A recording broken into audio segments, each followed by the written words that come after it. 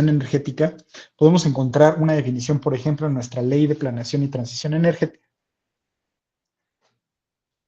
Podemos encontrar una definición en la Ley de Planeación y Transición Energética, y la definición dice simplemente que es la modificación del sistema energético que consiste en la migración de un sistema basado en energías fósiles hacia uno sustentado preponderantemente en energías renovables y de bajas emisiones.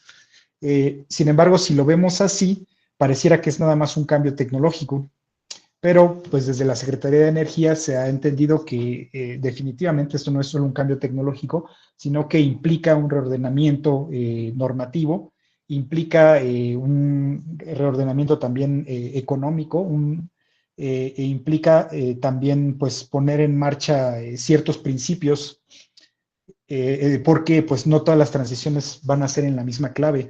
En ese sentido, igualmente la Ley de Planeación y Transición Energética nos establece algunos de los pilares más importantes, no son todos, si se meten a la ley pues podrán encontrar más, pero entre ellos se habla de la planeación vinculante. Más tarde vamos a hablar un poco de qué es la planeación vinculante, pero pues a diferencia de la planeación indicativa, pues la planeación vinculante nos habla de que realmente los proyectos que vienen en la planeación se lleven a cabo y no sean solamente como, digamos, como valga la redundancia, indicativos de dónde sería bueno instalar cuál o tal tecnología, sino que esto se vincule con una decisión y se realicen los proyectos, ¿no? Se sustenta sobre energías limpias y renovables, el aprovechamiento sustentable y eficiente y eficiencia energética, la justicia energética y la reducción de la pobreza energética, la reducción de emisiones, la innovación y el desarrollo de capacidades, la infraestructura estratégica, la competitividad y viabilidad económica y la continuidad, accesibilidad, seguridad y confiabilidad del sistema eléctrico. Ahora, ¿por qué es necesaria una transición energética? Pues existen ciertas motivaciones de índole climático, digamos, y aquí hay, pues del lado izquierdo, una gráfica que muestra un poco cómo ha cambiado la temperatura del país con el tiempo y cómo, pues, a partir de la industrialización, pues esta temperatura se ha ido hacia arriba. Se sabe que México se está calentando más que el resto del mundo. Si el mundo está caminando hacia un calentamiento de 2 grados, México está caminando hacia uno de 3.2. Entonces, bueno, esta es una motivación. Y en el mismo Plan Nacional de Desarrollo se habla de, pues, de cómo los efectos del cambio climático, pues entre ellos vienen el aumento de temperaturas, el ascenso del nivel del mar, la reducción de glaciares, los cambios en patrones de precipitación y fenómenos meteorológicos extremos. Entonces, aquí hay una motivación muy importante para realizar un cambio, ¿no? Porque sabemos que esto está correlacionado con la cantidad de dióxido de carbono en la atmósfera y de gases de efecto invernadero en la atmósfera. Tenemos también motivaciones estratégicas. Igualmente, este texto de este lado, aquí estamos hablando de energía primaria, producción de energía primaria, es decir, como la energía que tenemos disponible completamente en el país. Y de simple inspección visual, pues vemos que la gran mayoría corresponde a hidrocarburos, petróleo con el 50%, gas natural con el 25%, y en este caso, o sea, ese 75% más los condensados, que es otro 8 casi 9%, bueno, pues es una gran dependencia la que tenemos de los combustibles fósiles, pero no solo eso, sino que incluso el Plan Nacional de Desarrollo nos dice que tenemos una dependencia del 89% de combustibles fósiles y que el 62% de la electricidad la generamos con gas natural, pero que ese gas natural en su mayoría viene de los Estados Unidos y que no tenemos en este momento un sistema de almacenamiento que neutralice los riesgos de escasez, ¿no? Entonces, aquí estamos hablando de que ya no solamente es una motivación climática, sino también es una motivación estratégica. Si no hacemos algo, esta dependencia puede ser y ha sido muy contraproducente, ¿no? En particular, hace unos años tuvimos este congelamiento de infraestructura en la infraestructura, valga la redundancia, que transporta el gas natural desde Estados Unidos hacia México, y pues como son eventos por un lado repentinos y muy extremos, pues tuvimos muchos problemas para mantener la red eléctrica, ¿no? Sin mayores fallos, pero bueno, hubo un apagón, ¿no? Muy, muy importante, como en 2021 más o menos. Entonces, esto es lo que no queremos que pase, ¿no? Es una motivación estratégica. Y también existen en este momento motivaciones de índole económicas. ¿Por qué? Porque de la imagen está haciendo la comparación del costo nivelado de la energía, que es una forma de comparar tecnologías de generación entre sí, una forma que digamos podría ser justa en el sentido de que contempla los gastos de inversión, pero también de operación y mantenimiento. Entonces nos dice como en cuánto nos saldría la energía si le metemos todo eso a la ecuación, ¿cuál es el costo de producir energía, no? Entonces, vemos que, por ejemplo, solar fotovoltaica, eólica terrestre ya están abajo del ciclo combinado, ¿no? Que es uno de los más baratos en cuanto a generación convencional. Y bueno, esto es importante. Tampoco hay que irnos eh, con la finta de que, bueno, que eso es todo, ¿no? No todo en esta vida es qué tan barato es generar, porque por supuesto que tenemos retos que más tarde platicaremos, pero pues que son como por ejemplo la variabilidad, la intermitencia. Sin embargo, hace 10 años, hace 20 años, era imposible poner a competir a la eólica o a la solar contra un ciclo combinado. Era completamente imposible y cuando se empezó el desarrollo de estas tecnologías, pues no había otra forma de hacerlo que subsidiando, porque si las ponías en una competencia justa, jamás iban a salir en los modelos de planeación. Ahora, en los modelos de planeación, si tú pones los parámetros de cada una de las tecnologías, sin duda que vas a tener, obviamente depende de los criterios, pero sin duda que vas a tener un importante avance de este tipo de tecnologías. Pero si nos damos cuenta, no solo la eólica y la fotovoltaica, pues están bajando sus precios, ¿no? También si incorporamos almacenamiento, la energía geotérmica, diferentes tipos, pues están volviéndose cada vez más y más competitivas contra generación convencional, ¿no? Entonces, escogí para esta presentación tres motivaciones: la climática, la estratégica y la económica. Sin duda que hay más, pero para darnos una idea, ¿no? De por qué es necesaria esta transición energética. Ahora, tenemos a raíz de que hace un poco más de un año, el 18 de marzo, se emitieron nuevas leyes y se está reconfigurando el marco regulatorio institucional, pues ahora se emitieron, por ejemplo, la ley de la empresa pública del Estado, de CFE y Pemex, la ley del sector hidrocarburos, la ley del sector eléctrico, la ley de planeación y transición energética que sustituyó a la anterior ley de transición, la ley de biocombustibles, de geotermia, la ley de la Comisión de Energía, y se reformaron la ley orgánica de la Administración Pública Federal, donde se establece pues cuáles son la misión, por ejemplo, de la CENER. Y aquí quería mostrar un diagrama de cómo interactúa CENER con los principales organismos participantes, ¿no? O los principales actores del sector energético. Un poco más orientado al eléctrico, pero bueno, aquí por ejemplo aparece Pemex, ¿no? Por ser una empresa productiva del Estado. Tenemos por un lado a la Comisión Nacional de Energía como un órgano de carácter técnico, a las empresas públicas CFE y Pemex, a los organismos descentralizados, el SENACE, el INEL, el SENAGAS, el IMP, y a los órganos desconcentrados, ¿no? La Comisión Nacional para el Uso Eficiente de la Energía y la Comisión Nacional de Salvaguarda Nuclear. Se me fue el nombre, pero es Salvaguarda Nuclear. Aproximadamente, ¿no? Entonces, este nuevo marco regulatorio, pues, ha cambiado un poco la interacción entre cada uno de estos actores y pues dar distintas responsabilidades a cada uno de ellos para el tema de, no solo de la transición energética, de la planeación, de la seguridad energética, pero también de la transición energética.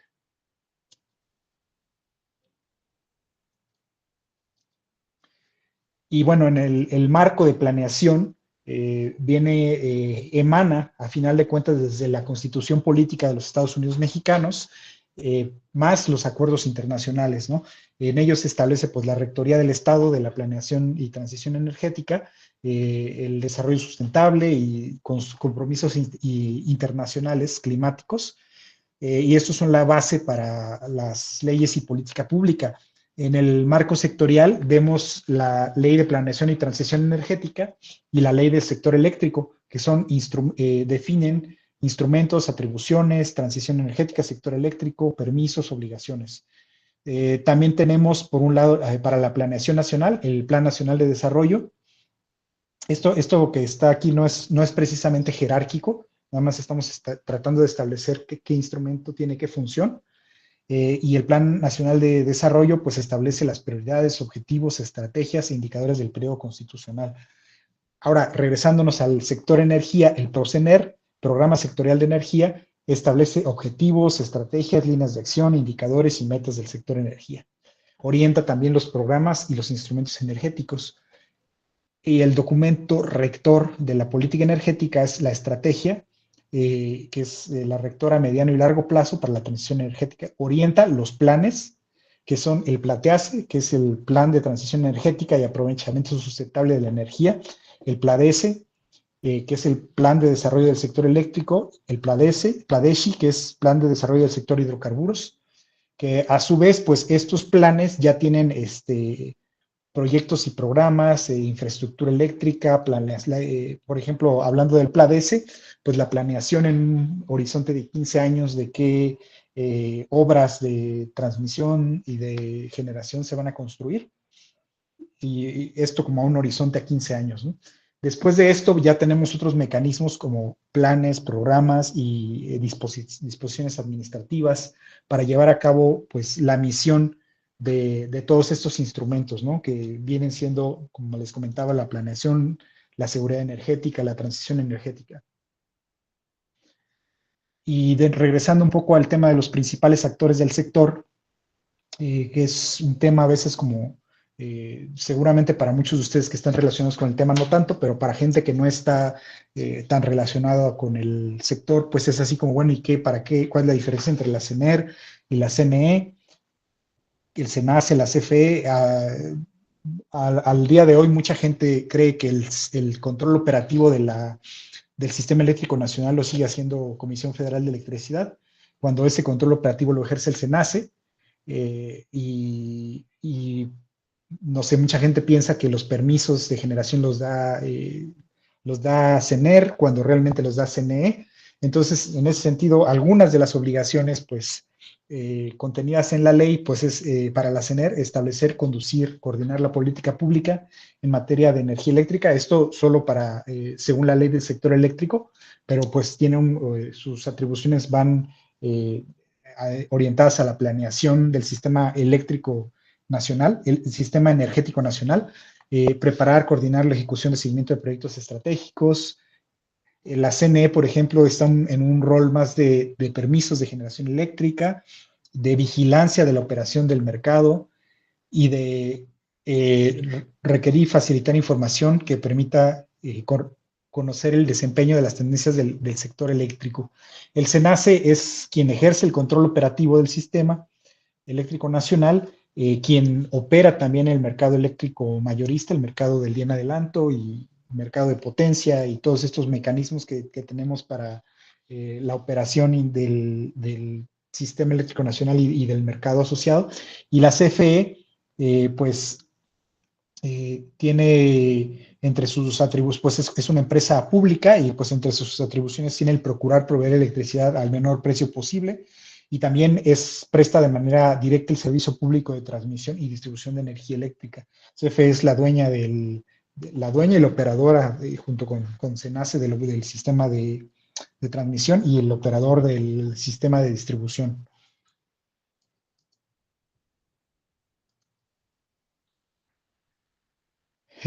Aquí ligero recordatorio, para muchos es información que ya tenemos, pero bueno, la clasificación por fuente de energía, pues va generalmente clasificamos por fósiles y limpias, pero en las limpias tenemos también unas subcategorías, las limpias renovables y las limpias no renovables. Entre las renovables, que son las que pueden, digamos que en muchos casos son virtualmente infinitas, en el sentido del recurso primario, y que pueden recuperarse en un rango de vida humana. Están la hidroeléctrica, la geotermia, la eólica, fotovoltaica, la bioenergía. Y entre las limpias no renovables están la nucleoeléctrica y la cogeneración eficiente. Entre las fósiles, pues están ciclo combinado, térmica convencional, turbogás, combustión interna, carboeléctrica.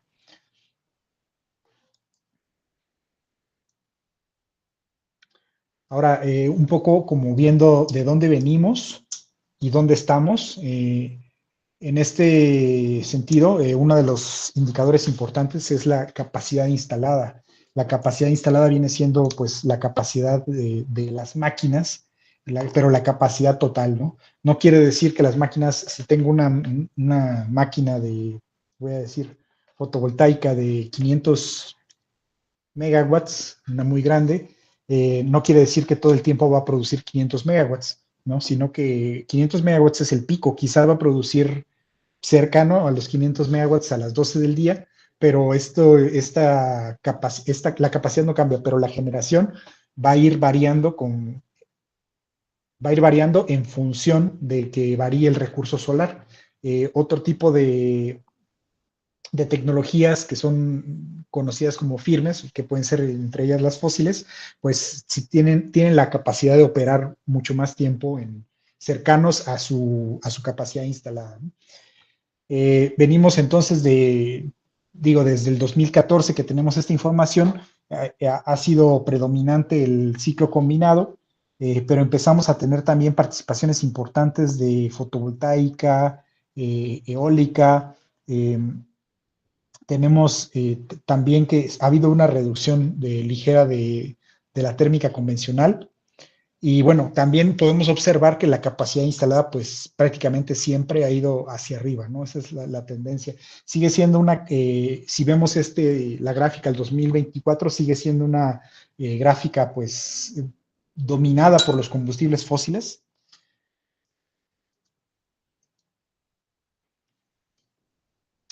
Y aquí vamos a hablar un poco de toda esa capacidad instalada, cuánto se refiere a energía limpia. Y en ese periodo, estoy hablando de capacidad instalada de nuevo, pues al 2024 el 36,9 de la capacidad instalada es de energía limpia. Estamos hablando de sumando hidroeléctrica, estamos sumando nucleoeléctrica, estamos sumando fotovoltaica, eólica, y esto es capacidad instalada. Aproximadamente 37%. El resto asociada a combustibles fósiles. Tenemos al cierre del 2024 90,543 megawatts. Esto también es importante porque la demanda máxima del sistema eléctrico nacional ahora debe ser como de unos 54, 55 megawatts, pero el sistema, uno, no siempre tiene disponibles esos 90,000 megawatts, y dos, no puedes operar el sistema pues al ras, ¿no? No puedes tener operando solamente 55,000 megawatts. Necesitas tener una reserva operativa, ¿no? Y esa reserva pues varía pues del 6 al 13%. Entonces, pues es un dato importante saber la demanda máxima por un lado y por el otro lado la capacidad instalada. Si nos vamos a generación, si recuerdo, me voy a regresar a capacidad instalada, pero es bastante mayor la participación del ciclo combinado. O sea, de por sí en la capacidad instalada ya era grande, pero si nos vamos a la generación, es bastante más grande. Y hay otras que son bastante más chicas, y esto tiene que ver con el tema del factor de planta, que el ciclo combinado, pues si dice que el ciclo combinado es de 800, pues puede operar cercano a los 800 las 24 horas, o si en algún punto tendrá que salir a mantenimiento, en algún punto tendrá fallas, pero puede operar a esa capacidad y puede tener una cierta flexibilidad y una predictibilidad, ¿no? De mientras tú tengas gas, puedes estar operándolo a distintos valores de potencia. Lo que no sucede, por ejemplo, con la energía eólica, ¿no? Que si el recurso varía, pues la generación va a variar. Y la energía fotovoltaica es un caso bastante conocido pues por el tema del ciclo del movimiento solar a lo largo del día, ¿no? En la noche definitivamente no tenemos generación.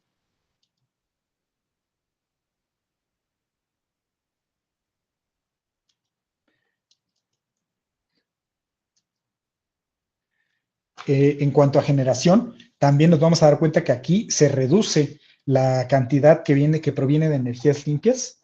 Teníamos 37% en capacidad instalada, pero cuando nos vamos a generación tenemos solo el 23.4%. La generación neta inyectada fue de 352.305 gigawatts hora. Y pues a pesar de que hay un crecimiento fuerte de la fotovoltaica, la eólica, pues bueno, también hay condiciones que pueden hacer variar mucho entre un año y otro, como por ejemplo una sequía de 2022-23, hubo una sequía importante y eso redujo muchísimo la generación hidroeléctrica, que para nosotros es de las limpias la que tiene mayor participación en las renovables, como lo vamos a ver a continuación. Y como les decía, pues de la gráfica de la izquierda, o de ambas gráficas podemos ver que la hidroeléctrica es la que tiene mayor participación tanto en capacidad instalada como en generación. Sin embargo, en generación, como les decía, 2022-2023 vemos una baja importante que tiene que ver con el tema de la sequía. Sin embargo, sigue siendo la más importante, ¿no? En capacidad instalada, pues ahí se le van acercando eólica y fotovoltaica, y hay que decir que pues la hidroeléctrica pues ya no tiene tanto donde explotarse como por el momento sí hay donde explotar más eólica y fotovoltaica, así que no nos sorprenda que en algún momento la pueda superar en capacidad instalada. Aquí una estimación, la estimación que hace el Plan de Desarrollo del Sector Eléctrico de la capacidad instalada en el ciclo combinado actualmente en capacidad instalada, estamos hablando del casi 40%, que se va a reducir en proporción al 33.39% en el 2030 y a 31.72% en el 2039. ¿Por qué? Pues porque hay otras energías que están tomando más relevancia, de tal forma que para el 2039 la fotovoltaica va a ser la segunda en capacidad instalada, como ya les anticipaba, y le va a seguir la eólica, ¿no? Según la planeación, según el plan de desarrollo del sector eléctrico. Entonces, esta es la capacidad instalada del 2024, pues es una fotografía de cómo estamos. Por supuesto que ahorita al 2026 pues ya ha cambiado un poco, pero a grosso modo es por ahí va la cosa. Y cómo esperamos que evolucione esta capacidad instalada al 2030 y al 2039. Y esto, repito, es capacidad instalada.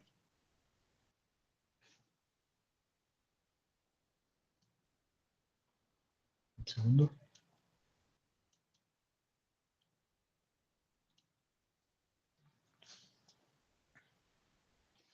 Y también para quienes ya hayan explorado el plan de desarrollo del sector eléctrico y quienes no lo hayan hecho, pues que lo hagan.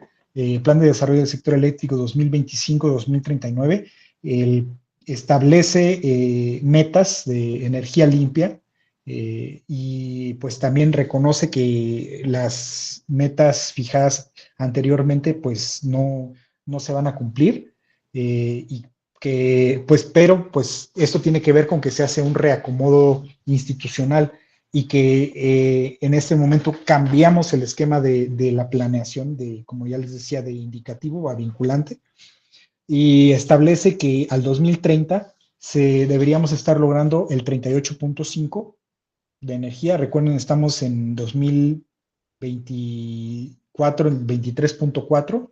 Al 2025 aspiramos a cumplir el 27. Todavía no se han publicado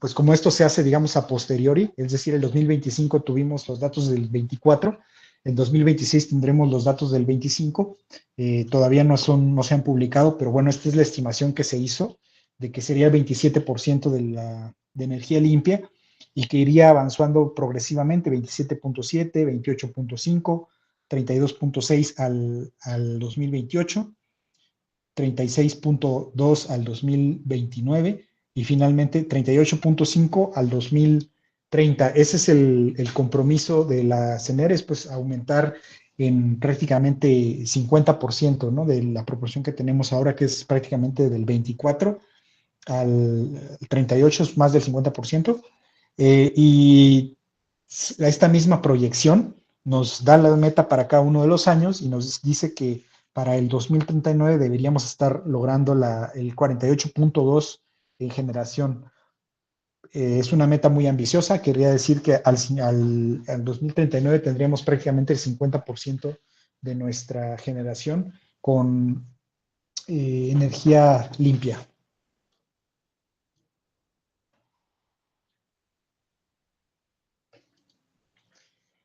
Hay, por supuesto, hay para lograr todos este tipo de retos, todo este tipo de objetivos, pues hay muchos retos. Aquí solo se van a mencionar 4, pero hay muchos más. El primero tiene que ver con la confiabilidad y continuidad. Eh, Queremos integrar renovables, pero no queremos comprometer la calidad, la continuidad, la seguridad y la confiabilidad, ¿no? Creo que, digo, yo sé que muchos de ustedes están estudiando energía o tienen algo relación con energía, pues todos deseamos que haya una integración eh, importante de energías renovables, pero nadie quiere perder la calidad del suministro, nadie quiere que el sistema falle reiteradamente, nadie quiere que no sepas, cuando llegues a tu casa, no sepas si va a prender o no va a prender la luz. Todos nosotros queremos llegar a nuestra casa y saber que el sistema, que la electricidad va a estar ahí, que va a ser confiable, que va a tener calidad, que va a haber certeza, ¿no? En ese sentido, ¿no? Y pues hay que decir, la operación debe mantener balance y respuesta ante la variabilidad. El balance quiere decir que haya una correspondencia entre la generación y el consumo. Y esto, pues, sin duda que el tema de la variabilidad lo complica, pero por supuesto que estamos buscando el cómo sí. Hay maneras como que tienen que ver, por ejemplo, con el almacenamiento, que tienen que ver con una flexibilidad operativa, ¿no? Otro de los retos es la ampliación de las redes e infraestructura, la expansión y modernización red nacional de transmisión y las redes generales de distribución para conectar nueva capacidad. Eh, Igualmente es sabido que hay regiones del sistema eléctrico que representan un cuello de botella porque a pesar de que existe la generación, no puede ser evacuada porque la infraestructura de transmisión está rebasada, ¿no? No puede, un cable pues puede transmitir una cantidad limitada de energía y pues o construyes otro o haces otra ruta o pones nueva tecnología, pero no se puede ir más allá de ese límite físico, ¿no? Entonces es una de los retos. Y hablando del tema de lo que comentábamos de la planeación indicativa, pues uno de los problemas que se vio con esto es que los proyectos de transmisión no seguían a los proyectos de generación. Como que la inversión se concentró totalmente en generación y la transmisión se ha ido quedando atrás. Y eso es algo que ha pasado en todo el mundo, que como generalmente el negocio está en la generación, pues las redes de transmisión y distribución se van quedando atrás. La planeación vinculante trata de recuperar que la transmisión se corresponda con la generación. Como decía, la atención a la congestión y cambios en los patrones de demanda. Hace unos días publicó el NERC, que es un organismo de los Estados Unidos, una alerta, es el North American Electric Reliability Corporation. Publicó una alerta porque detectó patrones muy abruptos, o sea que de repente se desconectaban 1000 megawatts sin aviso e identificó que eso tenía que ver con el incremento de la presencia de centros de datos, ¿no? Entonces, este tipo de nuevas cargas están planteando también nuevos retos, no solo por la intensidad energética, sino también por sus patrones de demanda. La flexibilidad y servicios conexos, recursos para rampas, variabilidad, respaldo y servicios al sistema, lo que les comentaba, no es suficiente con tener la energía, también necesitamos tener estas rampas que nos permitan adaptarnos al consumo. Con las máquinas térmicas es relativamente más sencillo porque la inercia del sistema, pues como están basadas en una gran masa rotatoria, ayuda a ir siguiendo al consumo. Es un poco más difícil integrando estas fuentes no basadas en un sistema, en un gran sistema rotatorio, ¿no? Pero como decíamos, estamos buscando el cómo sí, estamos realizando lo necesario para hacer esa integración. La interconexión ordenada, que la ubicación, el potencial de energías, no es lo mismo instalar solar en Veracruz que en el desierto de Sonora, o no es lo mismo instalar eólica en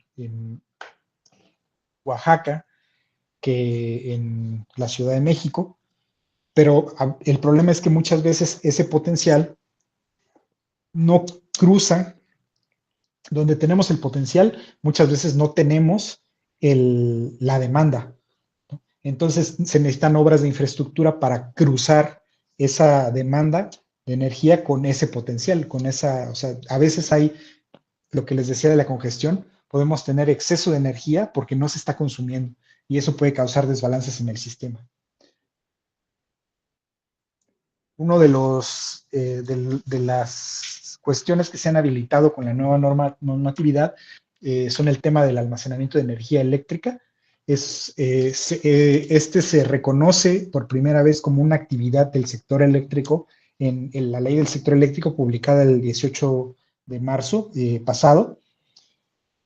Es decir, se reconoce ya como parte integral del sistema. Después, el plan de desarrollo de sector eléctrico incorpora proyectos de almacenamiento dentro de la planación vinculante. Igualmente, si ustedes se van al plan de desarrollo del sector eléctrico, en específico al plan vinculante, al programa de vinculante de instalación y retiro de centrales eléctricas, es el capítulo 4, van a ver que ya existe una planeación de instalación de sistemas de almacenamiento. Además de que se ha estado estableciendo pues que las centrales con tecnologías renovables pues tienen que asociarse ya con sistemas de almacenamiento de energía para compensar esta variabilidad y para poder aportar no solo su energía cuando las condiciones así lo permitan, sino como poder aportar la energía pues como el sistema la necesita. En ese sentido, también se publicaron las disposiciones administrativas de carácter general, resumidas como DAX, de sistemas de almacenamiento, que aterrizan las modalidades, los permisos, la integración y requisitos técnicos. Es decir, si ustedes quieren desarrollar un proyecto de almacenamiento de energía, pues las DAX de sistemas de almacenamiento son las que tienen que revisar y pues ahí podrán ver cómo pueden operar los sistemas de almacenamiento en el sistema eléctrico nacional de manera ordenada. Y pongo en el ejemplo, pues la central fotovoltaica Puerto Peñasco, que es una de las centrales, será una de las centrales más grandes de América y también es una de las primeras o de las que llevan la vanguardia en la integración de almacenamiento a gran escala. También otro de los mecanismos o uno de los mecanismos que se han establecido desde la Secretaría de Energía en colaboración con la CNE, por ejemplo, y por supuesto coadyuvando con el SENACE, la CFE, son pues el tema de las convocatorias de atención prioritaria. Es un mecanismo extraordinario para proyectos alineados con la planeación vinculante. Sin embargo, no eximen del cumplimiento de los requisitos aplicables. Aquí pongo una tablita que habla de cuáles algunos de los requerimientos según el tipo de proyecto. Por ejemplo, tenemos a la generación exenta, que es la que es menor a 0.7. Aquí cabrían, por ejemplo, los paneles solares que uno instala en casa. Tú no necesitas pedir un permiso de generación para instalar eso, porque es menor a 0.7 megawatts. Sin embargo, sí necesitas realizar un contrato de interconexión, un contrato de contraprestación, ¿no? Pero digo, que no requieras de un permiso de generación, pues es una simplificación enorme, ¿no? Entonces, la generación distribuida, pues es bastante importante en ese sentido. Al día de hoy ya tenemos como 4.500 megawatts de energía solar instalada en esta modalidad, que es casi un poco más de la mitad de lo que tenemos instalado en generación para el mercado eléctrico mayorista, o sea, no es menor. Eh,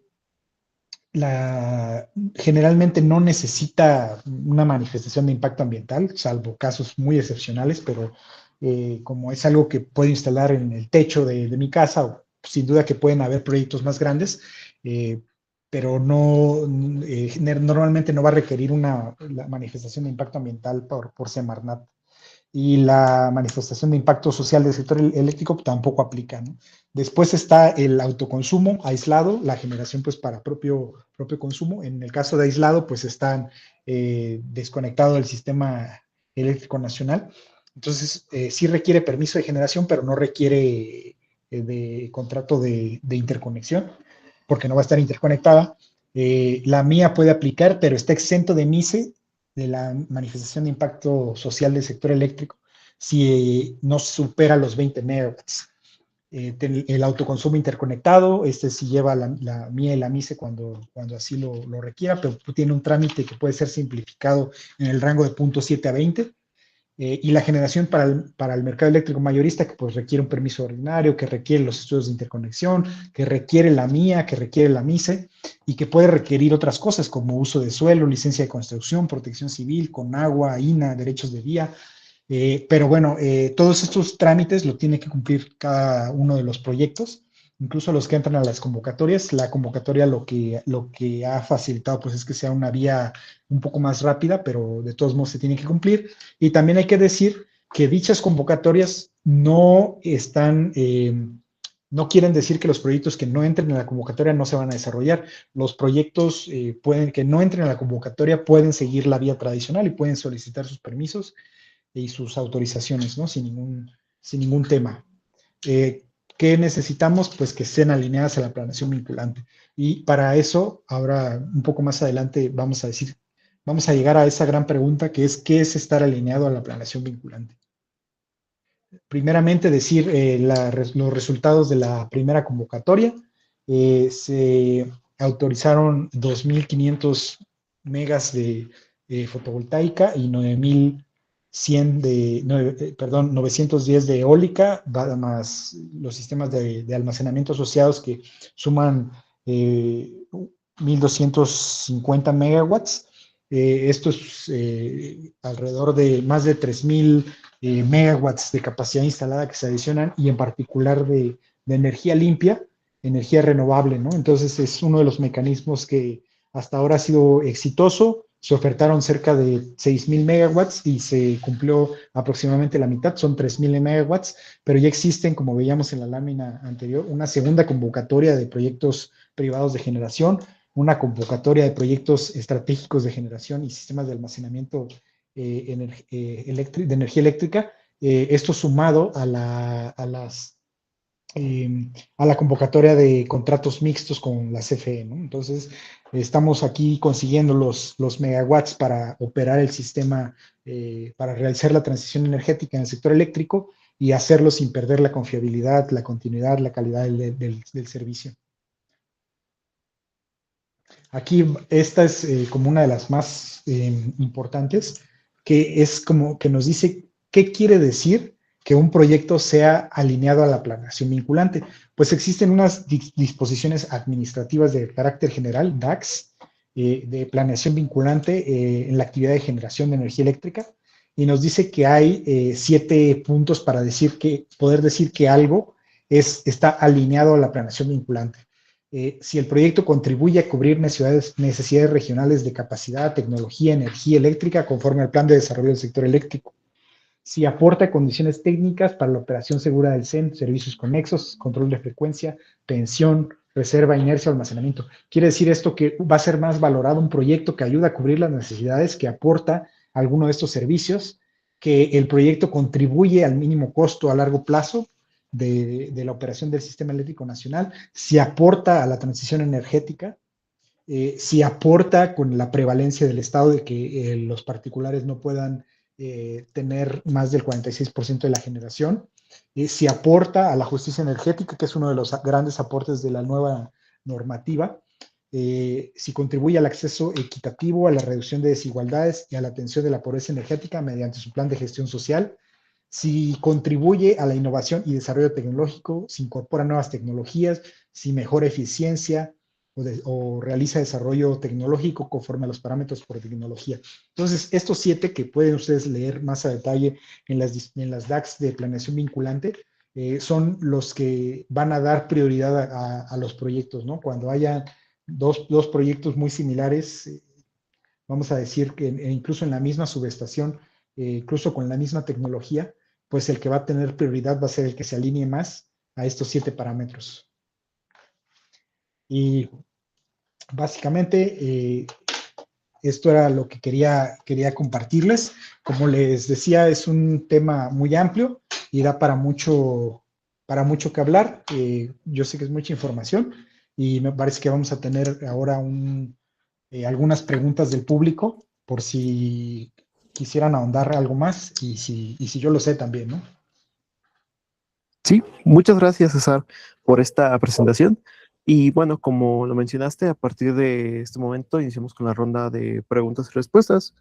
En- por favor, escríbanos sus dudas dentro del chat de la llamada y yo las estaré leyendo y filtrando. Leeré algunas que nos mandaron en el transcurso de la presentación.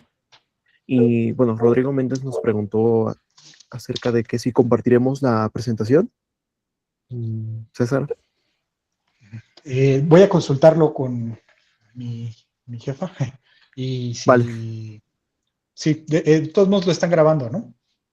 Sí, sí, No, sí, no sí. veo problema, voy a consultarlo, pero si me autorizan, pues se los mando a ustedes y ya ustedes lo hacen llegar, ¿no? A los que la soliciten.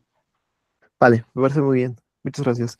Itan Cruz nos pregunta, ¿existe un debate en OCC sobre la clasificación de la cogeneración como energía limpia? ¿Cuál es la razón técnica de esta clasificación? Bueno, sin duda que es un tema que puede ser controvertido porque la cogeneración, a final de cuentas, pues, o al menos como la entendemos, como se ha desarrollado, pues se alimenta generalmente por combustibles fósiles. No necesariamente tiene que ser así, pero puede ser que sea alimentada por combustibles fósiles. ¿En qué momento se considera que es eficiente o que es más eficiente? Cuando el calor generado por la actividad de generación eléctrica se usa en otro proceso. Entonces, en vez de ese calor solo que sean pérdidas para el sistema, ese calor se aprovecha en otro proceso. Por ejemplo, alguien que está generando electricidad puede utilizar ese calor residual para secar, voy a decir, caña de azúcar, ¿no? Que posteriormente va a ser usado también como combustible o en algún proceso productivo.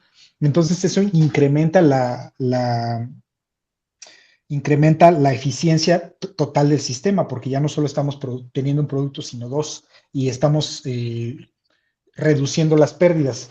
Ahora, para considerarse eficiente, necesita además que sus emisiones sean menores a un umbral. El umbral me parece que son, aquí, déjenme buscarlo, no lo tengo tan presente, pero es de 100, 100 gramos por, no sé si alguien lo tiene por ahí, tú lo tienes por ahí, Uriel. No, no lo tengo. A ver, déjenme. Bueno, el caso, ahora lo comento, pero el caso es que las emisiones contaminantes pues deben estar dentro de cierto rango. Si el rango se sobrepasa, ya no es considerada cogeneración eficiente y por lo tanto no es energía limpia.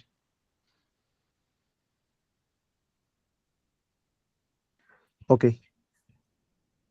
César Zarate nos pregunta, en tu consideración, ¿qué porcentaje de avance se tiene con respecto al ODS 7 en la generación de energía renovable en México? ¿Y qué tan complicado resultará cumplirlo para 2030? Bueno, los objetivos del desarrollo sustentable son citados en el Plan Nacional de Desarrollo y pues México se ha comprometido también con ellos. Entonces, pues todo este plan de desarrollo y todo este plan de integración de las energías eh, limpias, renovables, tienen el objetivo de cumplir este, este objetivo y los objetivos en general, ¿no? Que se han planteado. Sin duda que es complicado.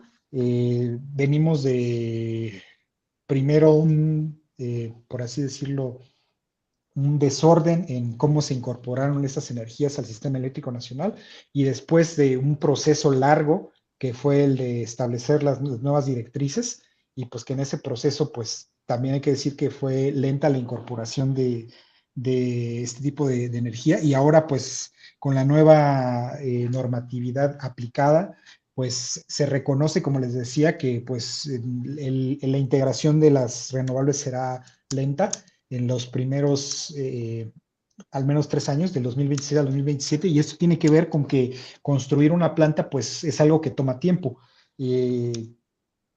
Es raro realmente hablar de plantas de esta escala, al menos de generación para el NEM, que se construyan en 2 años.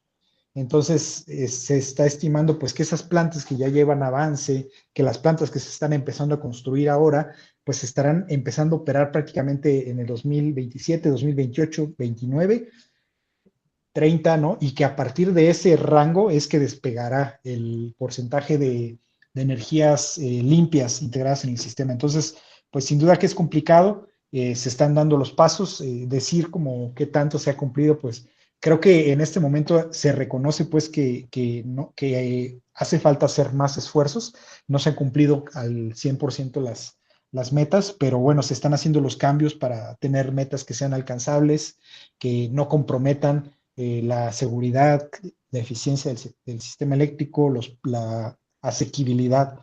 Y pues para eso es este plan, ¿no? Para eso es el plan de desarrollo del sector eléctrico, para establecer qué ruta nos va a llevar a estos porcentajes de energía limpia que nos van a hacer honrar todos nuestros compromisos nacionales e internacionales. Ok. La siguiente pregunta es, ¿cuál es el papel de la Dirección General de Energías Renovables en el papel de la justicia energética? Sí, claro que sí. La Dirección General de Energías Renovables tiene varias direcciones. Yo tengo dentro de la Dirección General de Energías Renovables, yo tengo la Dirección de Energías Renovables. Está la Dirección de Biocombustibles, está la Dirección de Geotermia y tenemos también la Dirección de Programas de Pobreza Energética, que se encarga de coordinar proyectos que puedan tener eh, impacto en temas de pobreza, justicia energética, también con combate a la pobreza en abstracto. Y bueno, pues esta dirección, en conjunto con las otras, pues se encarga de que todos nos pongamos que para desarrollar proyectos y programas, nos pongamos los lentes de pobreza energética para que no sean estos proyectos que no sean indiferentes a estos temas. Puedo decir que, por ejemplo, el día de ayer eh, se firmó un convenio con Leche para el Bienestar, antes Liconza, donde se establece que la CENER realizará proyectos de energía renovable que tengan además un impacto social en conjunto con Leche para el Bienestar. En particular, el aumento de las productoras, las pequeñas productoras de leche, ¿no? Entonces, definitivamente que de parte de la Dirección General de Energías Renovables, pues hay un compromiso y el hecho de que exista esta dirección y que nos coordinemos con las otras direcciones, pues nos lleva a que los proyectos y programas no sean insensibles a este tema.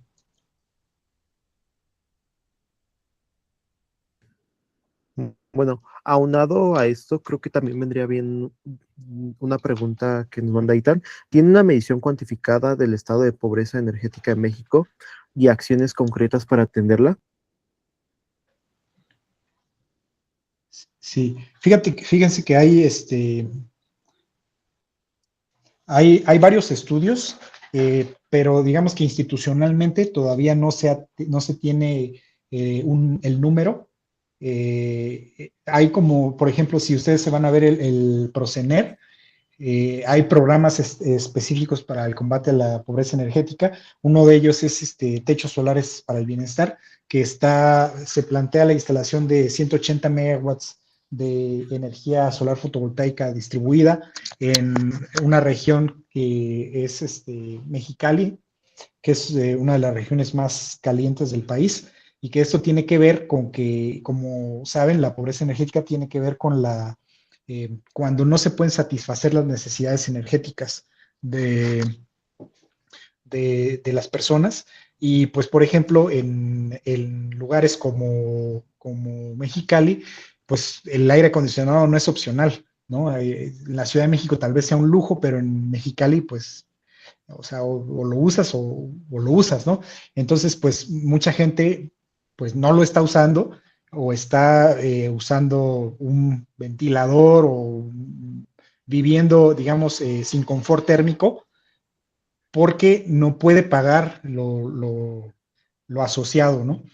Entonces, este programa, pues, se dirige hacia esa población que se encuentra en pobreza energética porque no puede satisfacer esa necesidad y tiene como meta instalar, les decía, 180 megawatts. No hay todavía, está en elaboración el diagnóstico institucional de la pobreza energética, pero en el Procener tenemos este tipo de indicadores, al menos del programa, ¿no? De los programas que ayudan a combatir pobreza energética. Otro de ellos es el programa de estufas eficientes de leña, que también va hacia población eh, que en muchos de los casos se encuentra en pobreza energética. Y bueno, sin duda que estos programas se apoyan en los diagnósticos, aunque todavía no exista un diagnóstico general de la CENER. Ok, la siguiente pregunta sería de Johan Mendoza. ¿Cuál sería el porcentaje máximo de generación en México por parte de las energías renovables antes de que empiece a haber desbalances en el sistema eléctrico nacional? Pues la verdad es que hay estudios que dicen que el, sí, mientras más integres energías variables intermitentes, pues eso representa un riesgo intrínseco, ¿no? Si tú empiezas a compensar con la instalación de sistemas de almacenamiento, con estrategias para compensar, pues bueno, vas reduciendo ese riesgo. No hay un número como tal. La realidad es que, por ejemplo, durante la pandemia hubo, no sé si recuerden, pero hubo un acuerdo para la confiabilidad del sistema eléctrico que decía que en condiciones de demanda mínima no se deberían hacer pruebas con este tipo de centrales intermitentes o con alta variabilidad, por el hecho de que en demanda mínima, vamos a decir que tú tienes, tu demanda mínima son 100 megawatts, ¿no? La máxima son 200 megawatts, la mínima son 100 megawatts, ¿no? Y tienes una máquina en prueba de 20 megawatts. Entonces, si tu demanda es máxima y tú pierdes 20 megawatts, pierdes el 10%, pues bueno, es grave, pero pues tal vez tengas cómo compensarlo. Pero si tu demanda es mínima, si tu demanda es de 100 megawatts y pierdes 10, estás perdiendo un gran porcentaje de la generación, ¿no? Hace rato perdías 5%, ahora pierdes el 10%, ¿no? Entonces, dependiendo de ese tipo de condiciones, pues es el nivel de riesgo. Esto se tiene que revisar por cada una de las regiones. Como decía, no tiene que ver tanto como que haya un límite establecido de que a partir de esto ya es riesgoso. A final de cuentas, si lo hacemos de manera ordenada, si lo hacemos integrando sistemas de almacenamiento, pues podemos, como ya veían en los planes, pues está planteando la integración de que al 2039 casi el 50% de las energías de la generación provenga de energía limpia, ¿no? Todo esto, pues, planteado de manera ordenada, con la incorporación de almacenamiento, que todas estas tienen que cumplir el código de red, se espera el despliegue de tecnologías grid forming. Ahora la mayoría de los inversores funcionan como seguidores de, de las térmicas, ¿no? O sea, como que no, si la térmica se va, un poco como funcionan los sistemas fotovoltaicos interconectados a la red en casa, de que no es de que se fue la luz y ahora los paneles me van a alimentar la casa, ¿no? Se va la luz y se van también los paneles porque están siguiendo a la red. Sin embargo, empiezan a emerger tecnologías asociadas al almacenamiento como grid forming, que nos permiten que ya las renovables intermitentes variables ya no solo sean seguidoras de red, sino que sean formadoras de red. Entonces, incorporando todas estas tecnologías, pues sin duda que el riesgo se reduce. Ok, la siguiente pregunta viene de Gustavo Alegre. Nos pregunta cuáles son las acciones para la regulación de control de frecuencia por la energía solar fotovoltaica. Sí, un poco relacionado con lo que ya comentaba, o muy relacionado. Primero, la planeación vinculante ahora establece que ya no es de que tú te vas a instalar donde tú quieras, ¿no? Tienes que contemplar varias cosas. Tienes que contemplar el potencial, sin duda, pero también tienes que contemplar el que tenga un sentido eléctrico con la demanda ambiental, social, y que, como les mostraba en los criterios de planeación vinculante, que aporte a la confiabilidad del sistema. Entonces, en ese sentido, se está en este momento ya exigiendo para los proyectos cercano al 30% de almacenamiento para que los proyectos acrediten potencia, de que puedan tener un pago por potencia, necesitan que al menos esa capacidad la puedan mantener durante 3 horas, y todas estas energías para poder conectarse al sistema eléctrico nacional, pues necesitan cumplir con el código de red y necesitan aportar todos estos servicios, y van a ser prioritarias para integrarse al CEN aquellas que contribuyan a esto.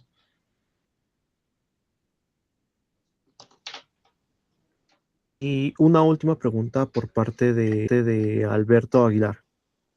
Eh, ¿Qué acciones se están llevando a cabo a corto, mediano plazo para mejorar la robustez del sistema eléctrico ante la demanda de la movilidad eléctrica, la mejora de la transmisión, distribución y la demanda de nuevas tecnologías como los centros de datos? ¿Se contempla en la ley más allá de sistemas de almacenamiento basados en baterías?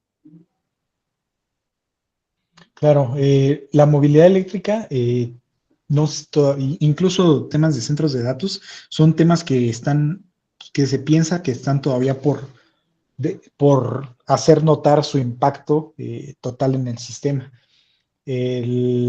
Además del plan de desarrollo del sector eléctrico, que como les decía, pues ahí se mencionan como los proyectos de generación, pero también habla de transmisión y distribución. Están los planes, plan de ampliación y modernización de las redes nacionales de transmisión y de las redes generales de distribución.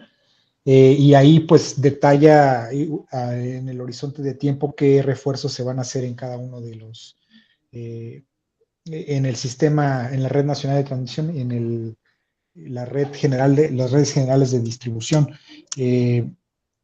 Lo mismo código de red, necesitamos también, seguramente que habrán próximamente disposiciones administrativas para el tema de los centros de datos, o el tema de la electromovilidad, y pues hay que cumplir criterios técnicos, lo mismo ambientales, sociales, y hay ciertos esquemas que ahora se aprobaron, por ejemplo, para que se pueda realizar control operativo no solamente del lado de la generación, sino del lado de la demanda, como es la demanda controlable, que van a ver, pueden los participantes del mercado registrarse como que, ok, en caso de emergencia, yo puedo desconectarme y recibir una compensación por ello, ¿no? Entonces, ahí como se están estudiando distintos esquemas, se está coadyuvando con las distintas subsecretarías de la CENER, en particular la Dirección General de Renovables pertenece a Planeación y Transición Energética, está la Subsecretaría de Electricidad, que lleva un poco más sus planes, pero lo mismo, hay que zambullirse un poco en el PLADESE y en el PAM, es difícil de pronunciar, el Programa de Ampliación y Modernización de la Red Nacional de Transmisión y de las redes generales de distribución. Ok. Algunos chicos preguntaron acerca de cómo te pueden contactar. ¿Existe algún contacto directo Claro, o...? claro, estoy al contacto, mi correo es celopez@energia.gov.mx. Si gustas, lo ponemos en el chat. Sí, A ver, no veo dónde. ¿Lo puedes poner? dame un segundo y lo Ah, pongo, ¿va? a ver, ya lo encontré. Ah, ok. Sí, pues estamos, si en algo podemos apoyar, con todo gusto. Yo, como siempre, agradezco la invitación Ah, y mira, pues me justo. da mucho Ya, gusto. Eso, ya lo pusiste. Listo, sí. Y bueno, por nuestra parte, listo. hemos, sí, te agradecemos tu presencia, César, y tus valiosas respuestas. Y terminando esta parte, queremos darte un pequeño reconocimiento por estarnos ayudando constantemente. Y voy a hacer lectura de este reconocimiento. No sé si se puede ver en pantalla. ¿Me confirman? No sé. Sí se ve.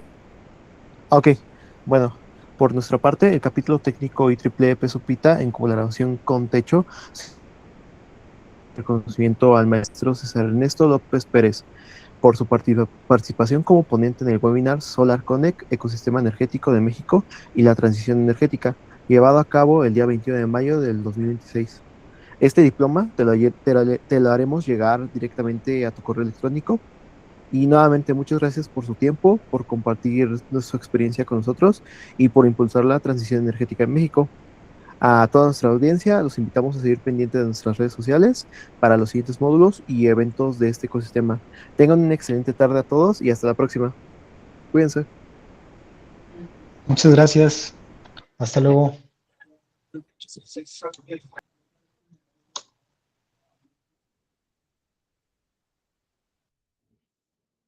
Chao.